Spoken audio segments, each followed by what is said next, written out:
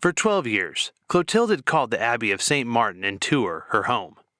She lived each day in a calm and peaceful setting as a woman, a queen, who had done her duty and who was now put out to rest like a well-loved and loyal mare. The problem was, Clotilde was not a horse, and simply because she had moved to Tours and away from the center of action in Paris, she had in no way removed herself from the game. If anything, moving to Tours was simply a move she had to make. In the year 523, Clotilde was in an awkward spot as far as Merovingian politics were concerned. She was just shy of her 50th birthday, an older woman by the standard of the day, but still young enough that, barring an unforeseen illness or accident, she could reasonably expect to live for another 10 to 20 years or more. As a former queen, she knew the people in the Merovingian court, and she knew the rules, laws, and customs as well as anyone alive.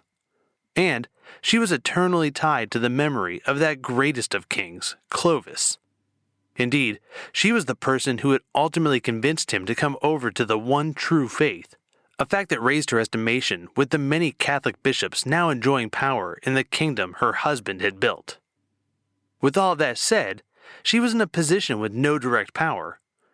Merovingian women, per the Salic law, were not allowed to hold land or titles except through their male kin. Clotilde was a queen because of Clovis, and Clovis was gone. She was the mother to 3 more kings, but each of these had wives who would certainly try and bend their husbands' ears. Clotilde had known almost unlimited power just a few short years ago, but now she had to sit and bide her time and wait for an opportunity to present itself. That was fine with her, however. She was patient, and she realized that plans that were rushed were more often than not plans that were crushed. She was willing to wait. 12 years earlier, when her husband was freshly dead, she had known that she was in a precarious spot, both for herself and her children. Clovis's eldest son, Theuderic, had not been born by her, but the Salic law of the early 6th century had no issue in recognizing this bastard child of her husband as a true and legitimate heir. In the early days after Clovis's death, Clotilde was in constant fear that the 24-year-old Theuderic might make some sort of power grab for control of the entire kingdom, killing her and all 3 of her boys to leave himself as the sole ruler of the land. With an almost 10-year head start over her next oldest son, Chlodomir, it was a thought she had to consider. Luckily, her faith in God, and her strong common sense to shore up her security, allowed Clotilde and her children to survive. When her advisors were finally able to assure her that no trap was waiting to send her into exile, prison, or to her death, she finally met with Theuderic directly to discuss the inheritance Clovis had left them. Meeting the young prince in person, she became less concerned for her safety and more concerned with striking a bargain that would leave her sons with their fair share of the kingdom. Her bargaining with Theuderic led to multiple agreements. The kingdom would be partitioned into 4 sub-kingdoms, all of which still served under the overarching banner of the Merovingians. Childebert would get Paris, Chlodomir got Orléans, and Clothar would get Soissons. Theuderic inherited Metz, also known as Austrasia. Everyone involved knew that Austrasia was the best of the 4 equal sub-kingdoms. But, again, Clotilde could only push her bargain so far. It was also understood coming out of this meeting in early 512 that Theuderic, through virtue of his being Clovis's eldest son, held primacy amongst the kings. He wasn't the sole owner of the crown in the same way as his father, but Theuderic certainly had the biggest and best claim. All this had been okay to the patient Clotilde. Her boys were still in the inheritance, no blood was shed, and she had time on her side to plan and make moves. Now here she was, 12 years on, and she was pretty sure that a window of opportunity was getting ready to open wide. Reports were filtering out of Burgundy that the king of those parts, Sigismund, had for some unknown reason become a parricide by ordering the murder of his son and heir, the grandson of the Ostrogothic king Theuderic. As Clotilde heard more and more news from the south, she had become more confident that now was the time to re-enter her former homeland and rectify the wrongs of so long ago when her uncle Gundobad had slaughtered her parents. She sent the call to her boys, and they came running to her. When they arrived, Clotilde's message was strong and simple. She said to them, let me not repent, dearest sons, that I have nursed you lovingly. Be angry, I beg you, at the insult to me, and avenge with a wise zeal the death of my father and mother." Her boys, always looking for a reason to expand their power or pick a fight, needed little more than this cajoling and motherly guilt to spring into action. They immediately set off to make their preparations, and in little time they were marching south at the head of their respective forces. And so it was, with these words, that Clotilde, a queen who no longer had her king, and a woman who, by law, was not allowed to wield power, managed to launch the war that would change the course of so many lives, hers included, as well as that of the Merovingian dynasty. This is Thugs and Miracles.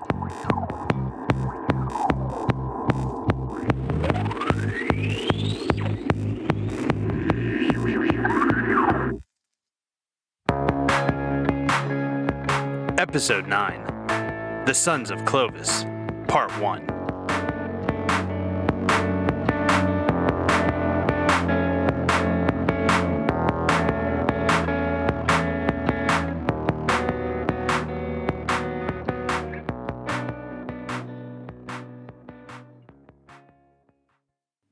All right, welcome back to Thugs and Miracles.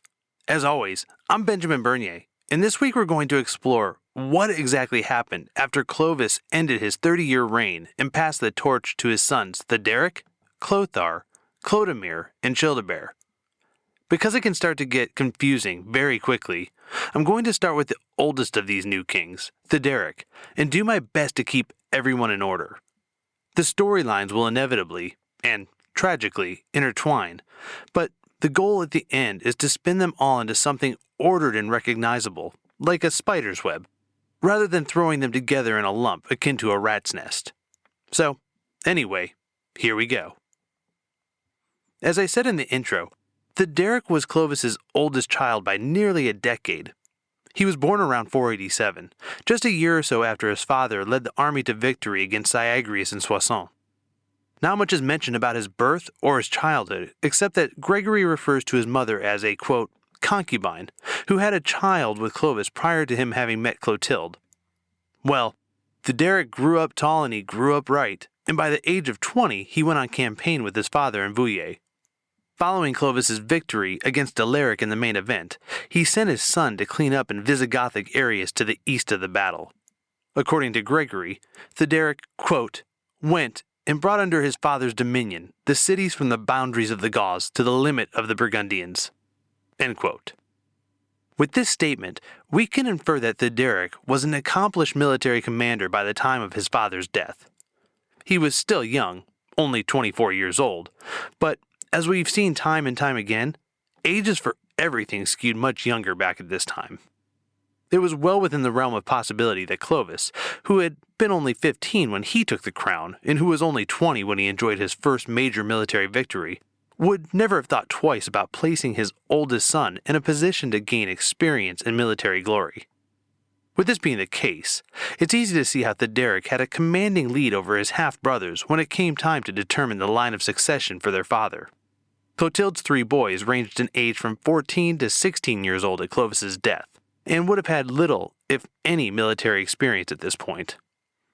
Although it's possible that Clotilde may have tried to push her own children to the head of the line of succession, their status as minors, Theuderic's claim as the firstborn, and his military success alongside of his father pretty much guaranteed he would in no way be passed over. When all was said and done, a strong argument can be made that Clotilde did well to barter for as much as she was able to get for her boys. As a side note, the bargaining for the splitting up of the kingdom is yet another example of how Gregory would routinely gloss over significant areas of the history when he either didn't know the details or didn't like how the details would affect the story he was trying to write. In this case, he felt that all of the negotiations that would have inevitably ensued at the passing of the king were good for just one line.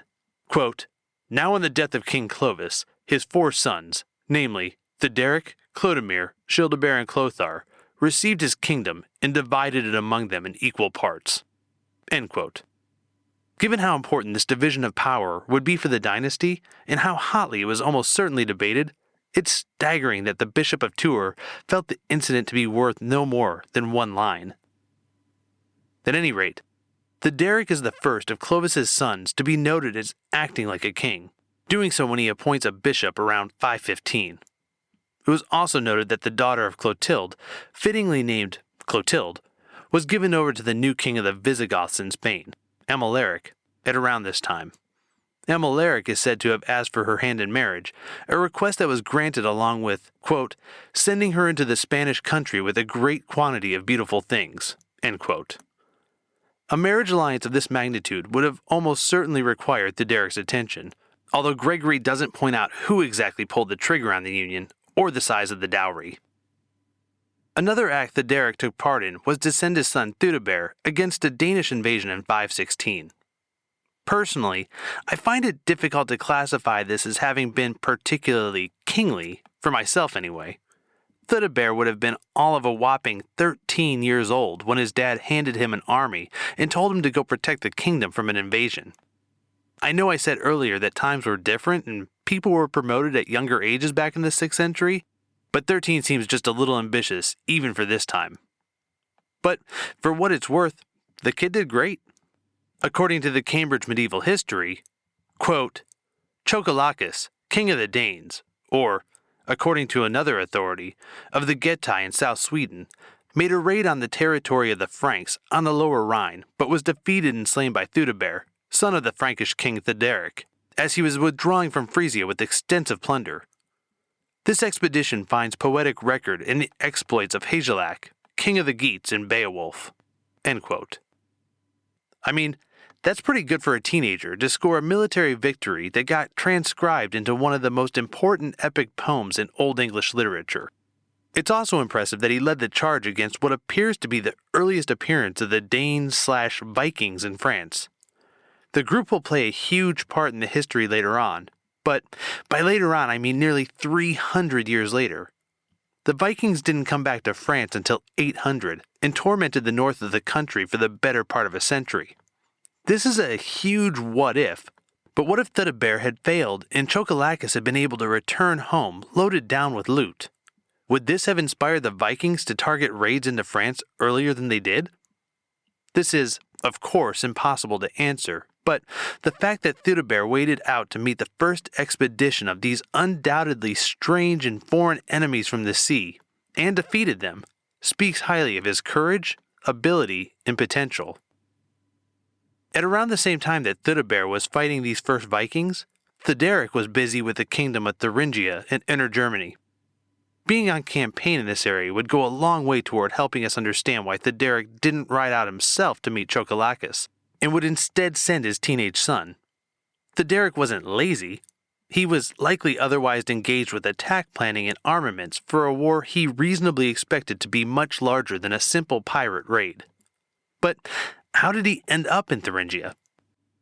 Well, according to Walter C. Perry, writing in 1857, quote, the fall of Thuringia is traced by the historian to the ungovernable passions of one of the female sex, which plays so prominent a part in the history of these times.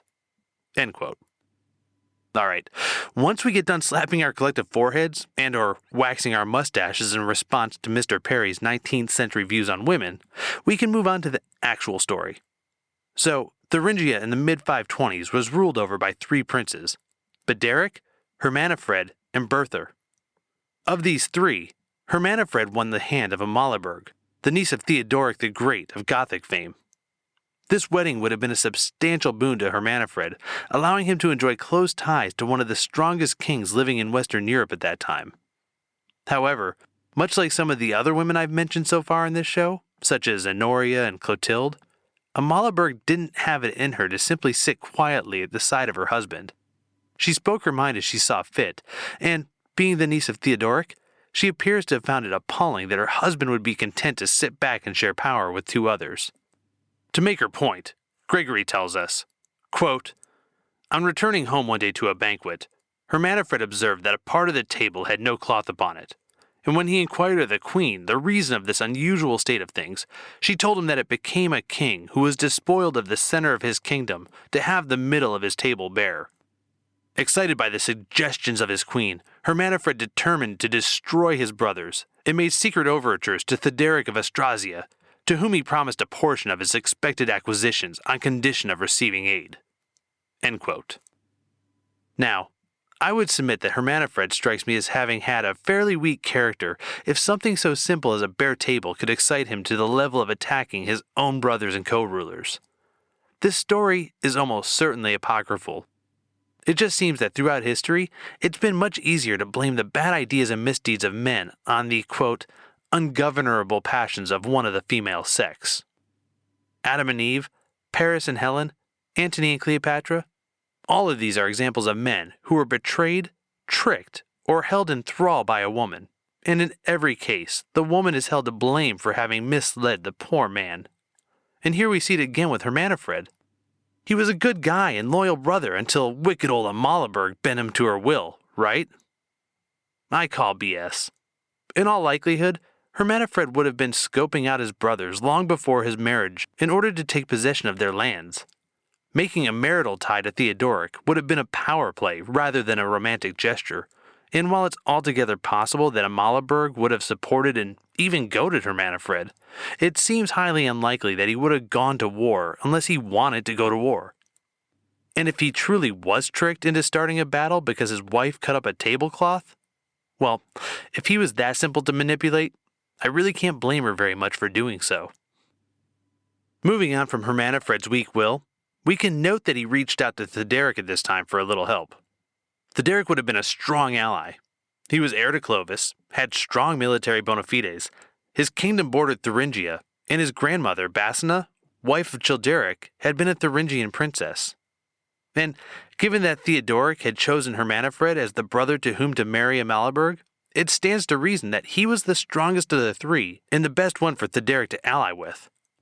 So, from Theuderic's point of view, given everything I just mentioned, why wouldn't he take a shot at expanding his empire? According to the histories, Theuderic signed up, went to war, and was able to defeat both Bederic and Berthar without too much trouble.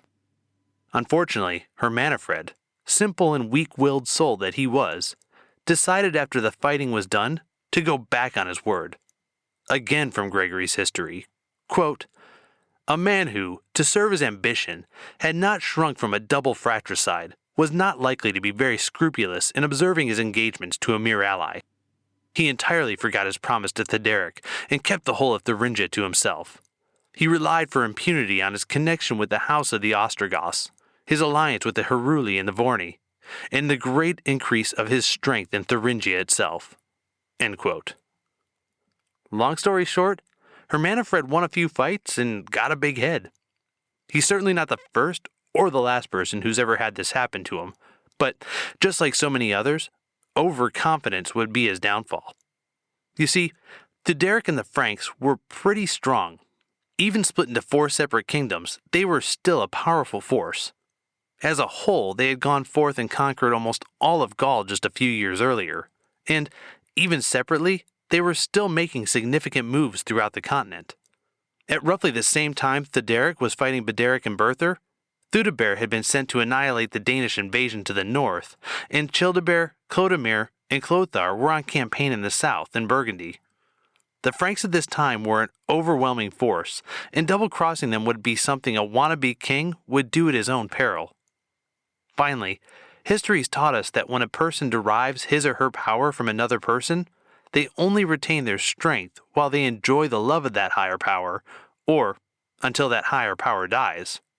In Hermanfred's case, Theuderic died in 526, after which Hermanfred's marital and military ties ceased to matter. According to Scott, quote, the Franks, who required no very powerful oratory to induce them to undertake an expedition in which there was prospect of plunder, unanimously declared for war, and Theuderic, in company with his son Theudebert and his brother Clothar of Soissons, marched into Thuringia. The inhabitants were, however, compelled to retreat to the river Unstrut in Saxon Prussia, where they made a stand, but were defeated with immense carnage, so that the river was choked with dead bodies, which served as a bridge for the invaders. The whole country was quickly reduced and permanently incorporated with Austrasia. And thus, after a long interval, the Franks repossessed themselves of the ancient home of their tribe, and by one great victory, establish themselves in the very heart of Germany." End quote. At this point, let's take a moment and swing back to our opening story, wherein Clotilde had compelled her 3 boys to charge into Burgundy and start a war. Just like Scott, Gregory would have us believe that Clotilde had her sons go down this road due to her uncontrollable female passions, and not because of smarter or more strategic reasons. Gregory claims she told her boys to, quote, "avenge with a wise zeal the death of my father and mother," even though their deaths had happened 30 years prior and at the hands of someone who was no longer in control of Burgundy. In reality, Clotilde more than likely realized 3 key items that made a launch into the south a relatively smart move. The first consideration was geopolitical. As we've pointed out repeatedly on this show, for the kings of the early 6th century world, you really had no choice but to provide loot and land for your people if you wanted to stay in power. And the fact is that Francia was surrounded on 3 sides by natural boundaries that prevented further expansion: the sea to the north, the ocean to the west, and the Pyrenees to the south. This left Clovis's sons with 2 immediate expansion points: Thuringia and Germany to the east, or Burgundy to the south. Theuderic had already moved on Thuringia, so that left Burgundy as the only spot ripe for conquest.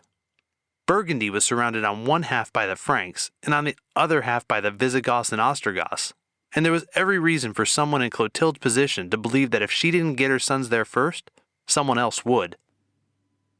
The next reason Clotilde had for convincing her sons to march south was the fact that Theuderic had married a Burgundian princess. Syagrius was the daughter of Sigismund, the Burgundian king, and the union between her and Theuderic would make it difficult to go after Burgundy if Theuderic was not otherwise distracted. It also presented an existential threat to Clotilde and her boys if Theuderic actively sided with his Burgundian in-laws over his stepmother and half-brothers. Fortunately for Clotilde, Theuderic went to war in Thuringia and had the Danish issue to contend with up north, and was therefore distracted when Childebert, Chlodomir, and Chlothar went on the road. The final consideration for Clotilde was timing. Not only had Theuderic taken himself out of the situation, but Sigismund, the co-king of the Burgundians, along with his brother Chlodomir, had also been in a weak spot ever since he had killed his son for little to no reason. From Gregory, quote, "And losing his first wife, the daughter of Theuderic, king of Italy, he married another, and she began to malign his son bitterly and make charges against him, as is the custom of stepmothers. From this it came about that on a day of ceremony, when the boy recognized his mother's dress on her, he was filled with anger and said to her, 'You are not worthy to have on your back those garments which are known to have belonged to your mistress, that is, my mother.' And she was set on fire with rage, and she stirred her husband up with crafty words, saying, 'The wicked boy wishes to possess your kingdom, and he plans when you are killed to extend it as far as Italy, forsooth, that he may possess the kingdom which his grandfather Theuderic held in Italy. For he knows that while you live, he cannot accomplish this, and unless you fall, he will not rise.' Sigismund was aroused by these words, and taking the advice of his wicked wife, he became a wicked parricide. For when his son had been made drowsy by wine, he bade him sleep in the afternoon. And while he slept, a napkin was placed under his neck and tied under his chin, and he was strangled by 2 servants who drew in opposite directions. When it was done, the father repented too late, and falling on the lifeless corpse, began to weep most bitterly." End quote. So, once again, we're confronted with a situation in the ancient history books wherein a man is easily roused to stupid action by the, quote, crafty words of a woman. I mean, seriously, if women were able to get men to do silly things so easily, then it makes absolutely no sense how the queens of this age were not openly running the show. But I digress. After this parricide, there likely would have been an opening for Clotilde's boys to exploit. The king was distracted, the crown prince was dead, and given what we've already discussed, there was no time quite as good as 523 to go ahead and attack Burgundy for the purposes of expanding Francia's holdings. Now with all of that said, there very well may have been a certain amount of schadenfreude for Clotilde insofar as having her sons attacking the sons of the hated uncle who killed her parents. But to lay the entire cause of the Burgundy War at the feet of a nasty woman does a disservice to her and history alike. The fact is, things were lined up for the war to happen, and in the dog-eat-dog nature of this time, it was a successful ruler who pounced on the weakness of another ruler. Clotilde was not new to the political scene of this time, and would have received an education both from the tragic events of her youth and from having been in Clovis's presence for nearly 2 decades. She would have known the geography, and she would have known the general location of her threats, her stepson included. She would have had all sorts of intelligence indicating for her that now was the time, and as a mother wanting to set her children up for success, she likely would have pushed them to move fast and hard. She may even have used a little Catholic mother guilt to get the job done, but what I find extremely unlikely is that she simply cried and wailed due to her ungovernable passions in an attempt to get her kids to avenge the deaths of her parents some 30 years prior. To believe otherwise is to rob Clotilde of her agency, and she showed on multiple other occasions in Gregory's writings that she was intelligent, pious, and headstrong. If she wasn't all of these things, she wouldn't have had the success she had in bringing Clovis into the fold of Nicene Christianity. So let's give her credit. Whether the war in Burgundy was a good idea or not, she was able to spur it into existence for good reasons and as a result of sound logic, not her uncontrollable emotions. Alright, so we've moved from the death of Clovis and the borders he was able to attain by 511, and we're now in 2 wars on 2 fronts in the middle of the 520s, both of which will serve to garner much more land for the Merovingian dynasty. But at what cost? Wars are not cheap, and their outcomes are never as certain as the hawks would have you believe. Clotilde and Theuderic both have gotten what they asked for, but remember, be careful when you make a deal with the devil. You might just get what you asked for. Before we go, I'd like to give a quick shout out to Elon Musk. Yes, that Elon Musk, for having taken the opportunity to blow up my Twitter feed last week. I sent out a small note in praise of the Age of Napoleon and several other great indie podcasts, and Elon waded into the conversation to let the world know that, in his words, Age of Napoleon is excellent. And he's absolutely right. Anyway, the tweet got over 1.3 million views, got a bunch of us some free publicity, and gave me hope for bigger and better things because now I know that A, Elon Musk sees my tweets, B, he listens to and supports independent podcasts, and C, from the response to all of this, there is a huge appetite out there for just the kind of great material that myself and other podcasters work really hard to bring to you. So once again, thank you to Elon Musk for listening and reviewing, and congrats to the Age of Napoleon for having your hard work noticed. Alright, as always, the music used for the show comes from Josh Woodward and includes his songs Bully and Lafayette. For a free download of these songs or hundreds of other great tracks, check out his site at joshwoodward.com. Notes on this episode and a list of sources is available online at thugsandmiracles.com.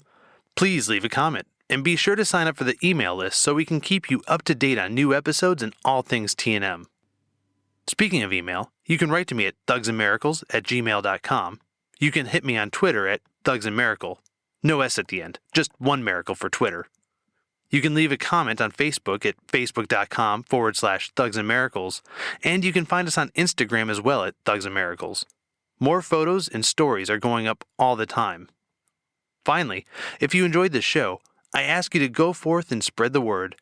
Your word of mouth is one of the main drivers allowing the show to grow, and like I said just a few moments ago, it's great to see the number of people who have an interest in our topic. If you want to go a step further, leaving a review on whichever platform you get your podcasts is amazing. 5 stars really is wonderful affirmation and would warm my heart this holiday season. Speaking of which, happy Hanukkah, Christmas, Kwanzaa, and Saturnalia to everyone out there. And if none of those are for you, well, happy December 25th, just because. Once again, my name is Benjamin Bernier, and I look forward to seeing you in 2 weeks with the next episode of Thugs and Miracles.